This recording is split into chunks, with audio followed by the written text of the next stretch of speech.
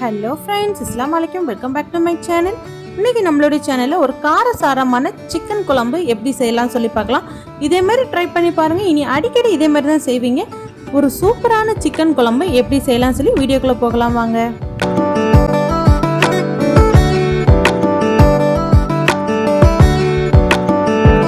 அதுக்கு நம்ம ஃபஸ்ட்டு தக்காளி பேஸ்ட் ரெடி பண்ணி எடுத்துடலாம். அதுக்கு ஒரு சின்ன மிக்ஸி ஜாரில் ஒரு மீடியம் சைஸில் ஒரு தக்காளியை கட் பண்ணி சேர்த்துக்கோங்க. அது கூடவே ஒரு 5லேருந்து 6 போல் முந்திரி சேர்த்து நல்லா அரைச்சி எடுத்துக்கோங்க.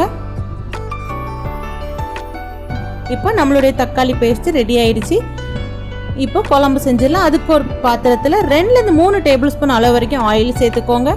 ஆயில் கொஞ்சம் ஹீட் ஆனதும் ஒரு சின்ன துண்டு பட்டை, 3 கிராம்பு, 2 ஏலக்காய் வரைக்கும் சேர்த்துக்கோங்க. அது கூடவே ஒரு பிரியாணி இலை கூட சேர்த்துக்கோங்க. சேர்த்துட்டு லைட்டாக வசக்கி விட்டுக்கோங்க. நம்மளுடைய ஸ்பைசஸ்லாம் லைட்டாக பொரிஞ்சது நம்ம இதில் வெங்காயத்தை சேர்த்துடலாம். நான் இன்றைக்கி ஒரு 2 மீடியம் சைஸில் உள்ள வெங்காயத்தை சின்ன சின்னதாக நறுக்கி வச்சுருக்கேன். அதை சேர்த்துடலாம். சேர்த்துட்டு நல்லா வசக்கி விட்டுக்கோங்க. வெங்காயத்தோட கலர் சேஞ்ச் ஆகிற வரைக்கும் நல்லா வசக்கி விட்டுக்கோங்க. நீங்கள் இது வரைக்கும் என்னுடைய சேனலை சப்ஸ்கிரைப் பண்ணாமல் இருந்தீங்கன்னா கண்டிப்பாக சப்ஸ்கிரைப் பண்ணிக்கோங்க. அப்படியே கூட இருக்க பெல் ஐக்கானே கிளிக் பண்ணிக்கோங்க. அப்போ தான் நான் போடுற வீடியோவில் உங்களுக்கு நோட்டிஃபிகேஷனாக வந்துகிட்டே இருக்கும். இப்போ இது கூடவே ஒரு 3 மீடியம் சைஸில் உள்ள பச்சை மிளகு சேர்த்துக்கோங்க. அது கூடவே 1 டேபிள் ஸ்பூன் அளவு இஞ்சி பூண்டு விழுது சேர்த்துக்கோங்க. இப்போ வெங்காயம் சீக்கிரமாக வசங்கிறதுக்கு நம்ம இதில் உப்பு சேர்த்துடலாம். உப்பு சேர்த்துட்டு நல்லா வசக்கி விட்டுக்கோங்க. லாஸ்ட்டு டேஸ்ட்டு பார்த்துட்டு நம்ம எக்ஸ்ட்ரா உப்பு சேர்த்துக்கலாம்.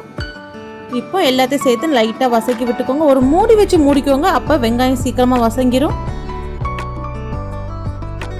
இப்போ வெங்காயம் எல்லாம் நல்லா வசங்கிருச்சு பாருங்கள். இப்போ இதில் மசாலா பொருட்கள் எல்லாத்தையும் சேர்த்துடலாம். ஒரு 1/4 டீஸ்பூன் அளவு மஞ்சத்தூள், 1 டேபிள் ஸ்பூன் அளவு காஷ்மீரி சில்லி சேர்த்துக்கோங்க. இப்போ காரத்துக்கு ஒரு 1/2 டேபிள் ஸ்பூன் அளவு வரைக்கும் தனி மிளகாய் தூள் சேர்த்துக்கோங்க. இதிலே ஒரு 2 டேபிள் ஸ்பூன் அளவு மல்லித்தூள், 1 டேபிள் ஸ்பூன் அளவு பெருஞ்சீரகத்தூள் சேர்த்துக்கோங்க. ஒரு 1/2 டேபிள் ஸ்பூன் அளவு வரைக்கும் சிக்கன் மசாலா சேர்த்துக்கோங்க.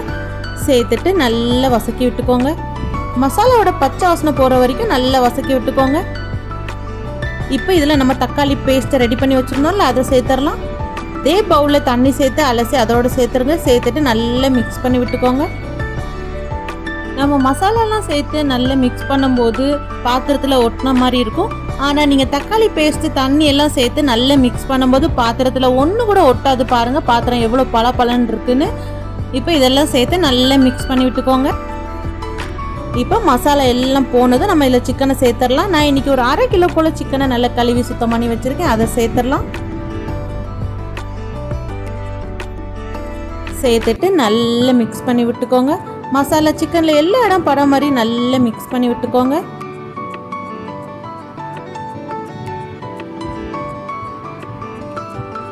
கண்டிப்பாக இந்த ரெசிபியை உங்கள் வீட்டில் நீங்கள் ட்ரை பண்ணி பாருங்கள். இது டிஃபன் முதல் சாதம் வரைக்கும் எல்லா ரெசிபிக்கும் ஒரு அட்டகாசமான காம்பினேஷனில் இருக்கும். இப்போ இதில் நம்ம தண்ணி சேர்த்துடலாம். நான் ஒரு 2 கப் அளவு வரைக்கும் தண்ணி சேர்த்துக்கிறேன். நம்ம குழம்பை எடுக்கிறனால ஒரு 2 கப் வரைக்கும் சேர்த்துக்கோங்க.